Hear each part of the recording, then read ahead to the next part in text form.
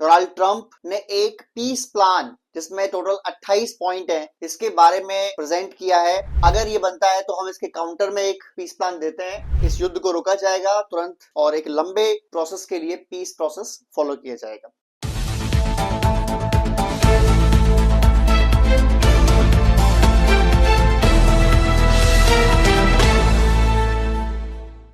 Hello friends, आज हम बात करेंगे।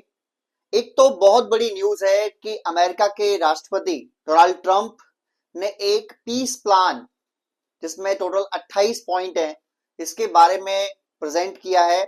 और बेसिकली वो चाहते हैं कि जो रशिया और यूक्रेन की वॉर है उसमें ये पीस प्लान को एग्री किया जाए और पीस प्लान को माना जाए। हालांकि इसकी शुरुआत में ही इसको यूक्रेन ने नकार दिया, मना कर दिया, लेकिन बाद में उन्होंने जो जेलेंस्की है राष्ट्रपति यूक्रेन के, वो एग्री हो गए कि चलो ठीक है, हम इसको समझते हैं और अगर ये बनता है तो हम इसके काउंटर में एक पीस प्लान देते हैं और अगर सब कुछ एग्री होता है तो फिर हम पीस के लिए रेडी हैं।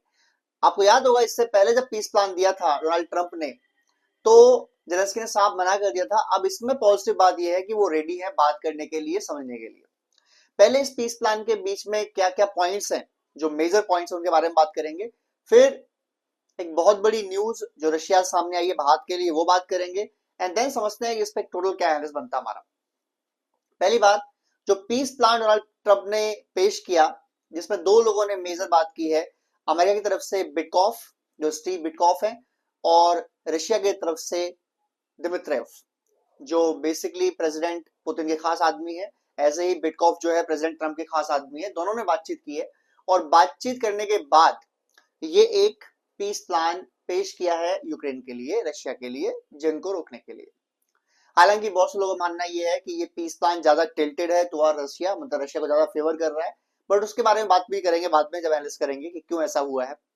इस पीस प्लान में कुछ जो मेजर पॉइंट है उनके बारे में बात करें तो अगर पहली बात, इस युद्ध को रोका जाएगा तुरंत और एक लंबे प्रोसेस के लिए पीस प्रोसेस फॉलो किया जाएगा, यानी कि इमीडिएट इफेक्ट से इस वॉर को रोका जाएगा। नंबर 2, इसमें यूक्रेन को अमेरिकन सिक्योरिटी गारंटीज हासिल होंगी, जिसमें ये होगा कि इन फ्यूचर अगर रशिया इन्वेड करता है यूक्रेन को तो फिर अमेरिका ना सिर्फ फंड करेगा बल्कि अमेरिका अपनी आर्मी भेजेगा और कोऑर्डिनेट यानी मिलके यूक्रेन की आर्मी के साथ मिलके हमले किए जाएंगे रशिया में और रशिया को रोका जाएगा। दूसरी बात, नाटो में यूक्रेन शामिल कभी नहीं होगा भविष्य में और नाटो भी कभी यूक्रेन को अपने अंदर शामिल करने की कोशिश कभी नहीं करेगा। यूरोपियन यूनियन में यूक्रेन शामिल हो सकता है, ये पॉइंट भी इसमें है, पर वो सिक्योरिटी गारंटीज में है कि नहीं है वो देखने वाली बात है। अगर रशिया पर यूक्रेन कभी भी हमला करेगा, खासकर सेंट पीटर्सबर्ग और मॉस्को के अंदर अगर हमले होते हैं, मिसाइल अटैक होता है यूक्रेन का, तो उसके बाद अमेरिका की सिक्योरिटी गारंटी विड्रॉ हो जाएंगी, यानी वो नहीं रहेगी। जो यूक्रेन है वो अपनी फौज को लिमिट करेगा, उसकी फौज मैक्सिमम 6 लाख की हो सकती है, उससे ज्यादा की फौज कभी भी यूक्रेन होल्ड नहीं करेगा। इसके बाद यूरोप के या अमेरिका के यानी किसी भी और देश के या नाटो के कोई भी सैनिक कभी भी यूक्रेन में नहीं पोस्टेड होंगे। यूक्रेन की सिक्योरिटी गारंटी के नाम पर कोई ऐसी बातचीत कभी नहीं होगी भविष्य में। रशिया को यूक्रेन का जो डोनेस्क है और जो लुहांस्क है वो दोनों दे दी जाएंगे स्पेस, यानी वो दोनों जगह दे दी जाएंगी। बाकी का जो कब्जा एरिया है रशिया यूक्रेन का जो कर रखा है वो यूक्रेन को वापस किया जाएगा। रशिया के जितने भी एसेट्स फ्रीज किए हैं, चाहे वो यूएस ने किए हों या यूरोपियन यूनियन ने किए हों, वो सारे के सारे एसेट्स में से $100 बिलियन यूएस द्वारा जो फंडिंग की जाएगी पीस के बाद रीबिल्ड करने की यूक्रेन के अंदर, उसमें पैसे लगाए जाएंगे, वो $100 बिलियन। बाकी के पैसे फ्रीज किए रशिया के वो रशिया को वापस मिल जाएंगे, रशिया कैन यूज देम।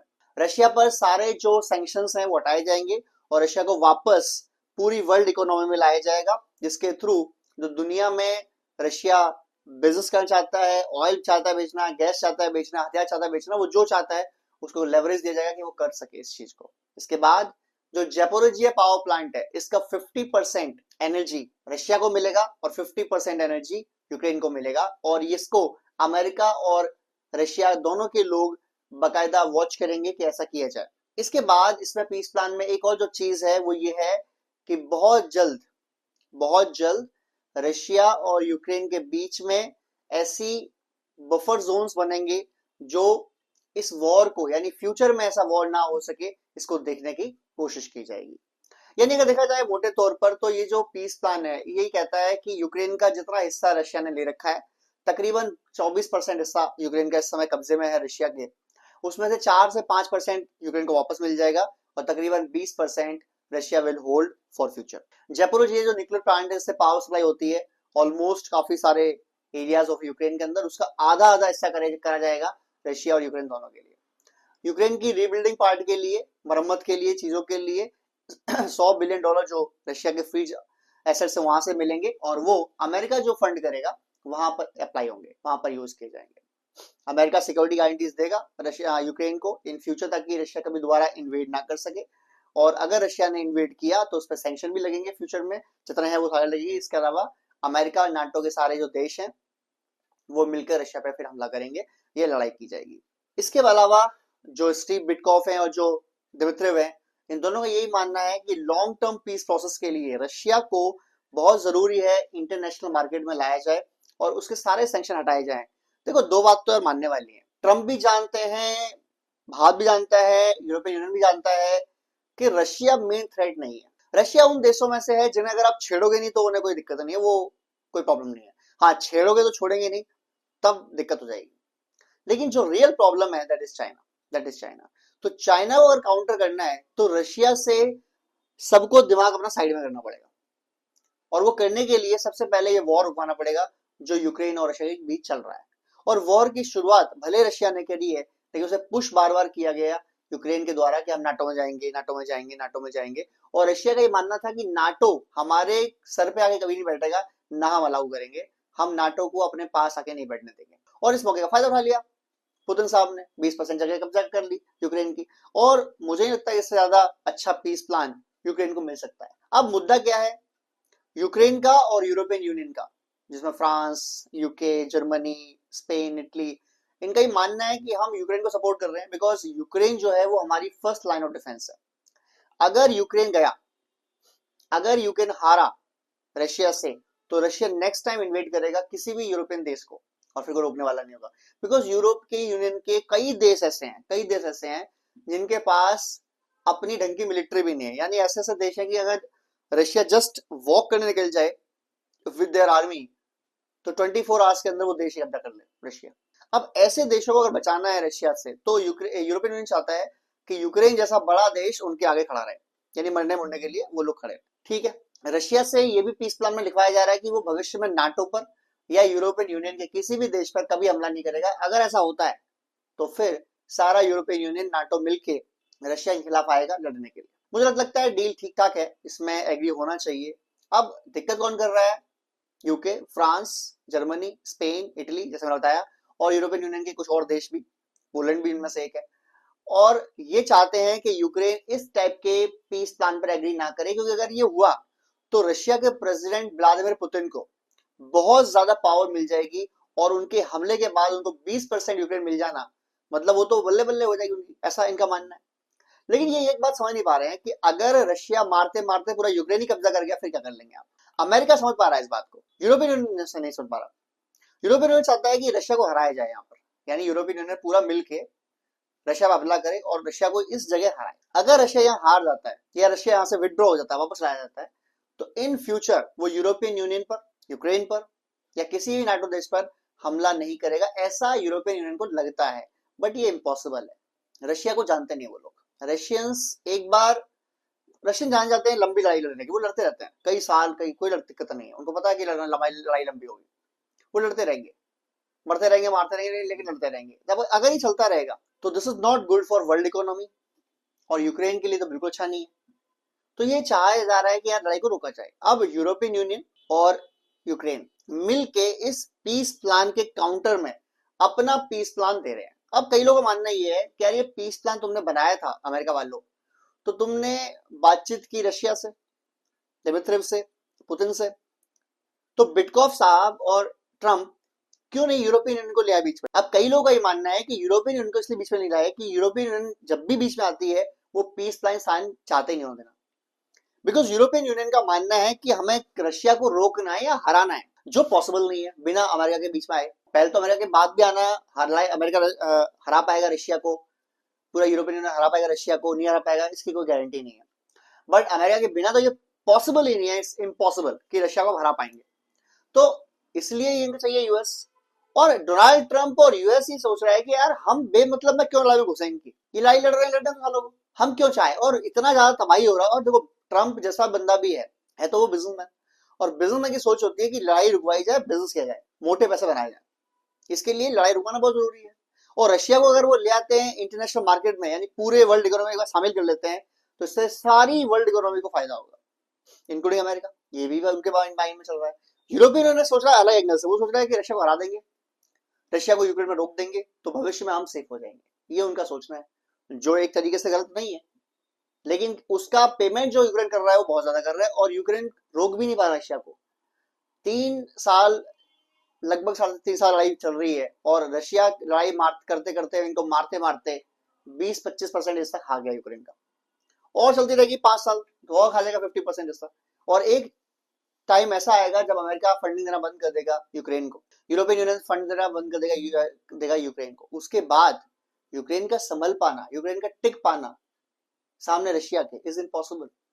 अगर यूरोपियन यूनियन और अमेरिका इतनी फंडिंग, इतने हथियार ना भेज रहे होते यूक्रेन में, यूक्रेन अब तक वाइप आउट आता, साफ आता, रशिया खा जाता पूरे यूक्रेन को। इनकी इतनी मदद के बावजूद वो 25 साल लेके बैठा है। तो ट्रंप कैन रियलाइज इट कि ये लड़ाई जितनी चलेगी भविष्य में भी यूक्रेन के लिए घाटा है, और जितना भी लड़ लो रशिया नहीं आने वाला।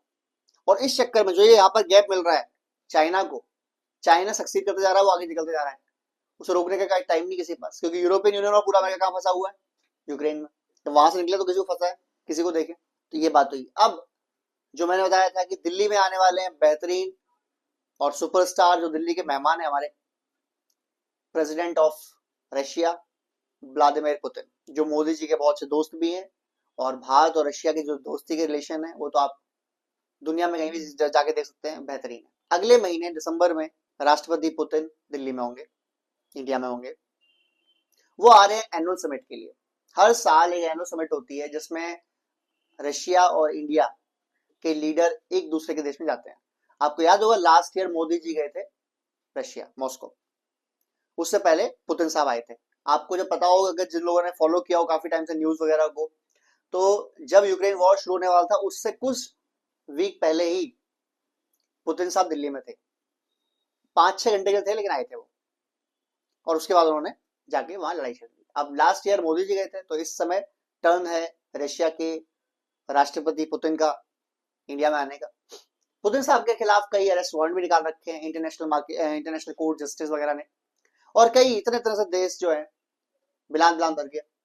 ये कोशिश करते हैं कि, कह रहे थे, वो पुतिन कह रहा था कि अगर रशिया के प्रेसिडेंट का विमान हमारे ऊपर से निकला, एयरफोर्स से निकला, तो हमारे फाइटर जेट जाएंगे, उनका स्कॉट करके नीचे ले आएंगे और हम उनको अरेस्ट कर लेंगे, क्योंकि उनके खिलाफ आईसीजे, इंटरनेशनल कोर्ट जस्टिस ने यूक्रेन में हमला करने के लिए अरेस्ट वारंट जारी कर रखा है। बहुत बढ़िया भाई, पुतिन को तुम अरेस्ट कर लोगे, तुम्हारे देश खत्म हो जाएंगे उसके बाद। नंबर 1। नंबर 2, तुम पुतिन को क्या समझते हो भाई, वो खिलाड़ी आदमी है। वो यूएस होया अभी, किसी ने अरेस्ट किया क्या यूएस में? वो लॉ वगैरह जो है वो लगते नहीं है आईसीजे के या यूनाइटेड नेशंस के, लगते हैं ना। खैर बहरहाल, आपकी ख्वाहिशें बहुत अच्छी हैं, कर मन में रखिए, क्योंकि पूरी नहीं होंगी कभी। तो इंडिया आ रहे हैं पुतिन साहब, और इंडिया में पुतिन साहब के वेलकम की और जोरदार तैयारी है। साथ साथ कुछ बहुत बड़ी डिफेंस डील, कुछ बहुत बड़ी बिजनेस डील होने की संभावना है। अभी जो बातचीत चल रही है वो चीज चल रही है कि रशिया के अंदर भारतीय लोग काम कर सकते हैं, यानी प्रॉपर जॉब कर सकते हैं, कोई इश्यू नहीं, क्योंकि रशिया एक बहुत बड़ा देश है आबाद जगह के हिसाब से, और भारत बहुत बड़ा देश है आबादी के हिसाब से। तो दोनों देश डील कर रहे हैं कि आप अपने लोग, जो ट्रेन लोग हैं, उन्हें आप भेज दीजिए रशिया में, वो रशिया में रह सकते हैं, काम कर सकते हैं, चाहे तो बच सकते हैं, उनकी मर्जी है। एनीवेज, इस पर हम डिटेल वीडियो बनाएंगे कि रशियन प्रेसिडेंट जब बाद में आएंगे तो क्या उनका दौरा होगा, क्या उनकी मीटिंग्स होंगी, क्या उनकी डील्स होंगी। लाइक करें, शेयर करें, सब्सक्राइब करें। जय हिंद, जय भारत।